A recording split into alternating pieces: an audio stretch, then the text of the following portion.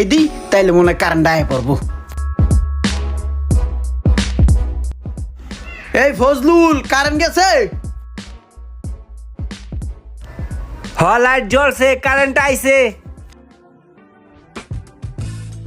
ভাই কাজ তো মোটামুটি শেষ, এখন আমাকে একটু বিদায় করেন, আমার আবার দোকানে কাম আছে, আবার আরেকটা সাইডেও যাইতে হবে ভাই। আচ্ছা যাবা। আচ্ছা সমস্যাটা কি হয়েছিল? ভাই সমস্যা হয়েছিল কি, ওই যে তারের ভিতরে লুজ কালেকশন আছিল, লুজ কালেকশনে স্পার্ক কইরা অটো সার্কিট পড়ে গেছিল গা। ও ওই যে তারটার একটু টাইট দিয়ে দিছাও আর ওই সুইচটার একটু উড়াই দিছাও, কারেন্ট আয় পড়ছে।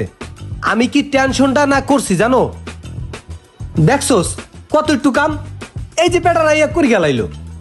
এটা আমি এটা দিয়ে দিতাম, আমি তো এই কাম জানি, আমি বিদেশে কাম করছিলাম না, আমি হেড ছিলাম এই কামের। হইছে, তোর আর এখন করা লাগবে না, আবার কিছু হইলে তখন তুই করিস। আচ্ছা আচ্ছা তোমার দোকানটা জানি কোন জায়গায়? আমার দোকান হইলো বাজারের উত্তর পাশে। ও ওই যে উত্তর পাশে ওই যে ইলেকট্রনিক্স দোকানটা না? হ্যাঁ হ্যাঁ। ও এর লিগেই তো আমি কই যে এত সুন্দর দোকানটা কোন পোলার। আচ্ছা তোমার বাপের নাম জানি কি? আমার আব্বুর নাম আবুল কালাম ফকির। ও আচ্ছা আচ্ছা, তোমার দাদার নাম হলো সোনামিয়া ফকির। জি, জি।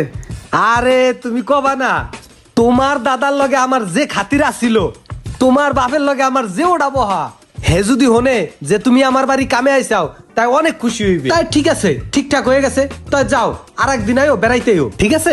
ভাই আমি আসলে একটু ব্যস্ত, তো আমার বিলটা যদি দিতেন আমি চলে যেতাম গা। আরে বিল্ডার কথা কইতে আসছো, ওই একটা নাট একটু টাইট দিছাও আর ওই যে তারটা একটু লুজ ছিল একটু জোড়া দিছাও।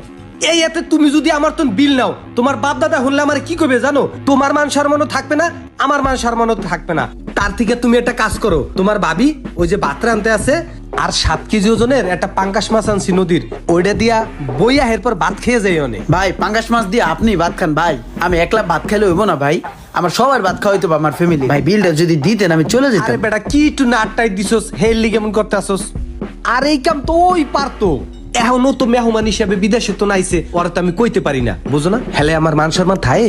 আচ্ছা ভাত যখন খাবি না তাহলে আর জরাজরি করবো না, তুই এখন যা গিয়া, আমি দোকানে তোর লগে পরে দেখা করবো, যা। আরে বেটা যা, তুই একদিন আমার একটু নাট টাইট দিয়ে দিছস, আমি একদিন দোকানে যেয়ে তোরে টাইট দিয়ে দে মানে, যা যা বেটা যা যা যা যা। আরে যাও দূর, এই কাম আবার পয়সা লাগেনি বেটা। দুলে ভাই ধাক্কাটা হাসতে হয়ে গেছে, আর একটা জোরে ধাক্কা দেন।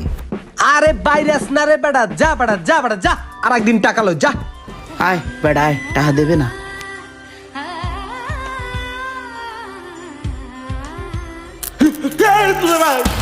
কিরে ঘটনা কি? ভাই কাম করতে পারি আর না পারি, আকাম তো করতে পারি। আমি প্রথমে আইয়াই ওই রুমে ঢুকিয়া শর্ট সার্কিট করে থুয়ে দিছি। যদি টাকা ঠিক মতো দিত তাহলে শর্ট সার্কিট যে ছুড়ে দিতাম। হ্যাঁ টাকা দেয় নাই, শর্ট সার্কিটও ঠিক করি নাই। যাই দেন শর্ট খাই একটা ব্যাটকাই রয়েছে, সকালে পালান। কসকি রুমান এভাবেই নষ্ট হয়ে যাচ্ছে অনেক খেটে খাওয়া মানুষের কর্মস্থল।